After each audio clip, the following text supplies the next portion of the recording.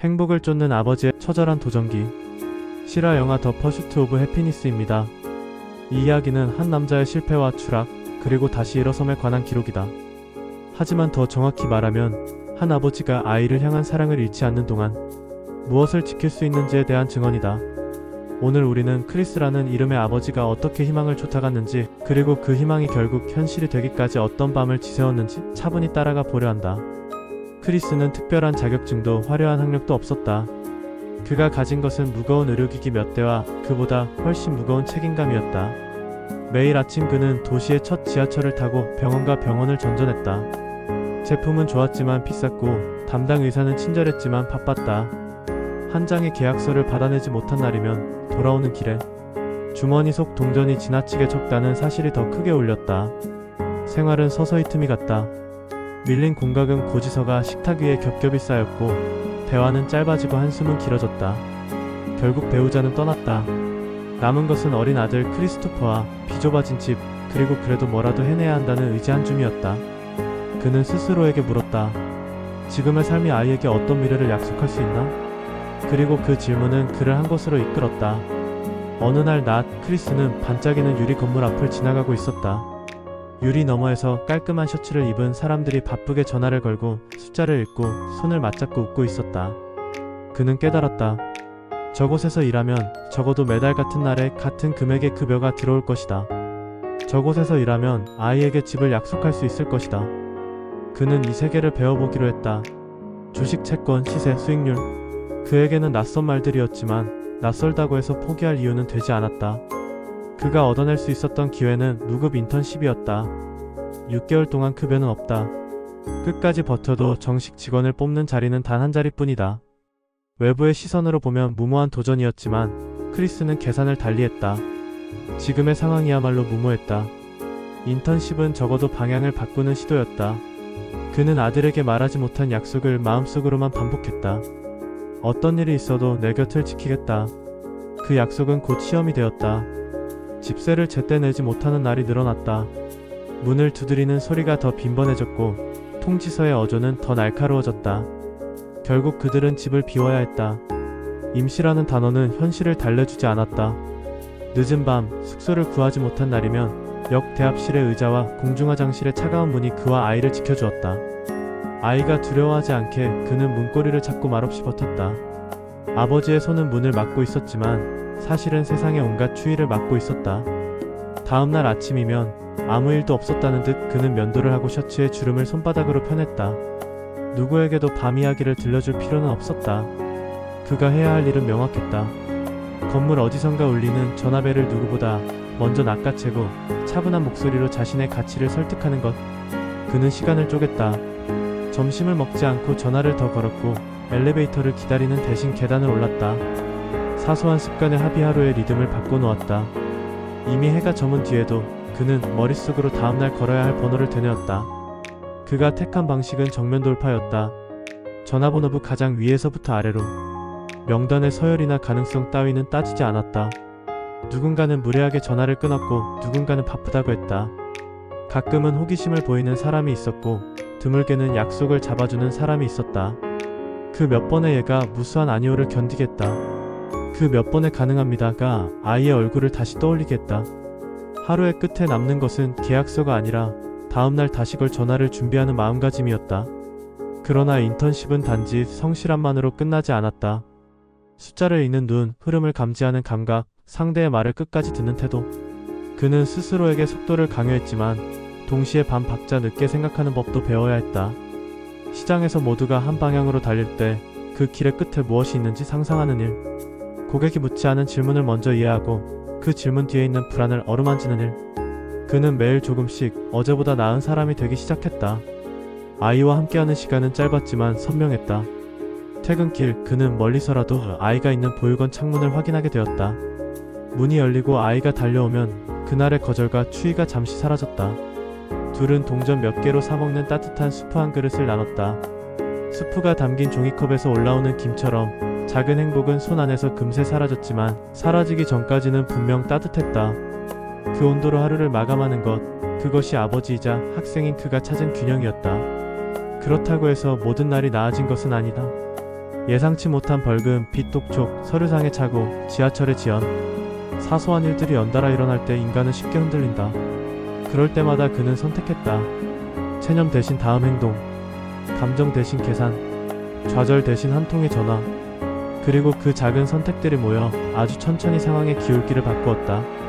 인턴십의 중반을 지날 즈음 그는 자신만의 규칙을 갖게 되었다.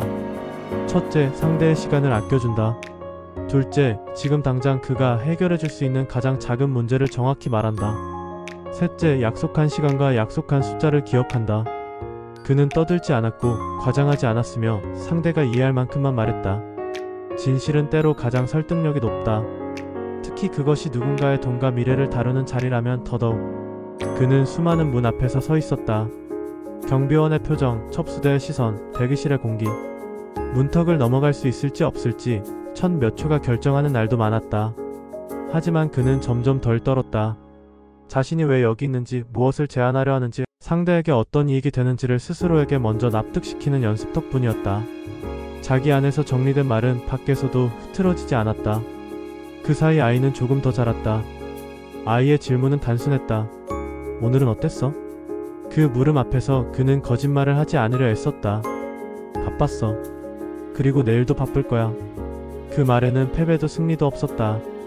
다만 과정이 있었다. 아이에게 보여주고 싶은 것은 바로 그것이었다.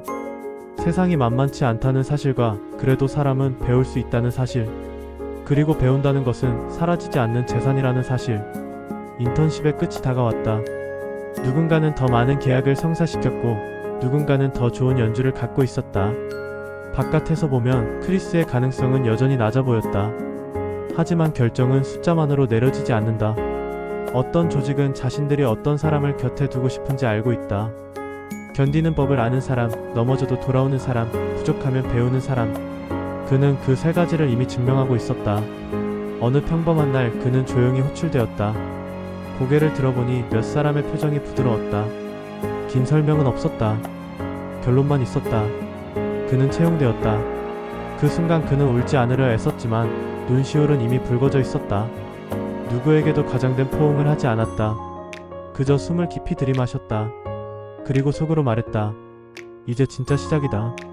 새로운 시작은 갑자기 모든 것을 바꾸지는 않는다. 월세가 바로 줄어들지도 빚이 하루아침에 사라지지도 않는다. 하지만 아주 중요한 한 가지가 달라졌다. 약속이 가능해졌다. 다음 달에도 그 다음 달에도 아이와 같은 집에서 같은 식탁을 마주할 수 있다는 약속. 그 약속은 삶의 골격을 단단하게 했다. 사람이 안심을 얻으면 배움을 더 빠르게 흡수한다. 그는 더 많이 질문했고 더 넓게 읽었고 더 정확히 기록했다. 시간이 지나면서 그는 다른 사람의 이야기가 되었다. 불가능해 보였던 조건 속에서도 가능성을 만든 사람. 하지만 그를 영웅으로만 부르는 것은 이 이야기의 포인트를 놓치는 일일지도 모른다. 그가 이룬 성취만큼이나 중요한 것은 그 과정에서 보여준 태도다. 누군가가 문을 닫을 때 다른 문을 찾는 태도. 모욕적인 말을 들었을 때 침묵으로 견디고 다음 통화로 넘어가는 태도. 배우자의 빈자리를 탓하는 대신 아이의 오늘을 챙기는 태도. 그 태도들이 바로 행복을 추구하는 방법이었다. 여기서 잠시 질문해보자. 성공이란 무엇인가? 더 많은 돈? 더 넓은 집? 더 높은 자리? 그럴 수도 있다. 하지만 크리스의 이야기가 알려주는 성공은 다른 모습이다. 끝까지 지키고 싶은 것을 지켜낸 뒤 남는 상태. 지키는 동안 자신을 잃지 않는 상태. 그리고 결국 그 경험을 다른 이들과 나눌 수 있는 상태. 그는 그 길을 걸었고 걸어가는 동안 자신만의 정답을 만들었다. 우리는 종종 가장 어려운 날을 지나고 나서야 비로소 묻는다. 그때 나는 무엇을 배웠는가? 크리스의 대답은 단순하다. 사람은 배울 수 있다. 배운다는 것은 시간을 건너뛰는 가장 확실한 방법이다. 그리고 배움의 시작은 언제나 한 가지 행동으로 이어진다. 전화를 건다. 문을 두드린다. 노트를 펼친다. 오늘 해야 할 일을 오늘 한다. 이제 시선을 우리에게로 돌려보자. 우리는 각자의 이유로 바쁘고 각자의 상황으로 지친다. 가끔은 작은 일에도 무너지고 가끔은 큰 일에도 버틴다. 혹시 당신도 크리스처럼 불리한 출발선에 서 있다고 느끼는가? 그렇다면 이 이야기가 전하는 메시지를 받아들여도 좋다. 출발선은 정해져 있을지 몰라도 속도와 방향은 선택할 수 있다. 그리고 그 선택은 반복될수록 힘을 갖는다. 또 하나, 사랑에 대하여. 그는 아들의 손을 놓지 않기 위해 몇 마디의 자존심을 내려놓았다. 어떤 날은 굴욕적이었고 어떤 밤은 길었다. 하지만 사랑은 계산으로 무너지지 않는다. 사랑은 계산을 견디게 하는 힘이다. 우리가 끝내 포기하지 못하는 이유, 다음날 다시 일어나 신발끈을 묶는 이유, 누군가의 이름을 부르면 마음이 먼저 대답하는 이유가 바로 그것이다. 이야기의 마지막 장면은 화려한 축하가 아니다. 어느 아침, 같은 시간에 울리는 알람 소리, 같은 컵에 따르는 커피, 같은 길을 걷는 발걸음. 하지만 그 반복 속에 담긴 의미가 다르다. 오늘의 수고는 내일의 안전망이 되고, 내일의 안전망은 모레의 가능성을 만든다. 그 가능성 위에서 아이는 학교에 가고 아버지는 일터로 간다. 둘은 서로를 믿고 믿음은 둘을 다시 하루 앞으로 보낸다. 이제 이 질문으로 마무리하고자 한다. 행복은 어디에서 오는가? 큰 행운에서? 가끔은 그렇다. 하지만 더 자주 행복은 작은 승리에서 온다. 거절당한 뒤에 다시 걸어보는 전화 한 통, 늦은 밤 돌아와 아이의 이불을 한 번 더 덮어주는 손길, 오늘 적은 메모가 내일의 실수를 줄여주는 그 순간. 그 작은 것들이 모여 어느 날 문득 삶의 무게중심을 바꾼다. 크리스의 이야기는 그래서 특별하다. 크게 이기기 전에 작게 지지 않는 법을 보여준다. 세상이 등을 돌릴 때 스스로에게 등을 돌리지 않는 법을 보여준다. 그리고 무엇보다 사랑하는 사람 곁을 지키는 일이 어떤 기적을 만들어내는지 보여준다. 우리는 모두 각자의 방식으로 행복을 추구한다. 그 추구가 오늘 당신을 조금 더 단단하게 만들기를, 그리고 당신 곁에 누군가에게도 빛이 되기를 진심으로 바란다. 마지막으로 이 이야기의 주인공에게서 배운 단 한 문장을 우리 삶에 적어두자. 포기하지 않는다. 때로 그것만이 전부일 때가 있다. 그리고 그 전부가 한 사람의 인생을 바꿀 때가 있다. 오늘 우리는 그 증거를 보았다. 이제 우리의 차례다.